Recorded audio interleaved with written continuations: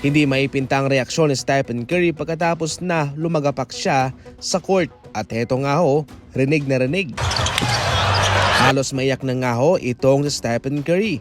Automatic hindi na siya pinabalik sa kanilang laban kontra Toronto Raptors.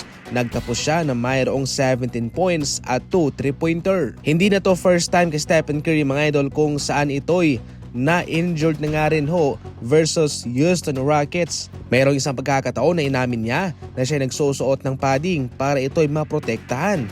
At ito'y naghilom na nga. Subalit sa hindi inaasang pagkakataon, ito'y na-injured ulit. Marami sa ngayon ang nag-aabang kung ano nga ba talaga ang totoong kalagayan nitong si Stephen Curry, kung saan sa mga nagdang laban ay hindi nga siya naglaro dahil kanyang pinapahinga yung kanyang likod. Totally mga idol, nasa kay Coach Steve Kerr at sa Warriors lamang ang update patungkol dito. Pero marami naman ang naniniwala na parang naging blessing in disguise itong kanyang injury sapagkat nangangailangan naman talaga siya ng pagpapahinga considering na iilang laban na lamang ang natitira sa kanilang schedule. Ito yung magandang pagkakataon upang siya'y makapagpahinga para matulungan niya ang Golden State Warriors sa playoff. Malaking injury ito nangyari sa Golden State Warriors at yung pagka-injured ni Stephen Curry ay ang huling bagay na hindi mo gugustuhing makita. Subalit, nandyan na yan.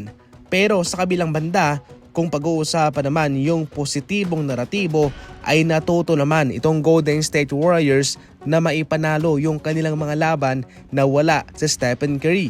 Kung sa mga nagdaang season sila nag-i-struggle, kung wala siya, ngayon abang maganda yung kanilang kartada. Definitely, dito na masusubukan si Jimmy Butler. Sa kanilang laban kontra Raptors, nanguna sila ni Draymond Green. Si Butler meron siyang triple-double, 16 points, 12 assists and 11 rebounds. Samantalang si Green ang leading scorer, 21 points, 7 rebounds, 5 assists at mayroong 5 3-pointer para buhati ng Golden State Warriors. Sa Raptors naman, itong si Barnes, 29 points, 10 rebounds and 6 assists. Naging practice game na lamang para sa Milwaukee Bucks ang kanilang laban kontra Los Angeles Lakers. Walang LeBron, Luka, Reeves, Finney-Smith, Vanderbilt, and Rui Hachimura. Sila ay tinambakan mga idol ng Milwaukee Bucks. Itong si Giannis meron siyang 28 points, Trent Jr. 23, si Kuzma 20 points. Samantalang itong si Bronny James naman ang nanguna para sa Lakers. Meron siyang 17 points, pati si Connect. Matik na sa labang ito ay mahihirapan talaga ang Los Angeles Lakers. Pero kahit paano mga idol, mayroong isang pag-asa para kay Bronny James.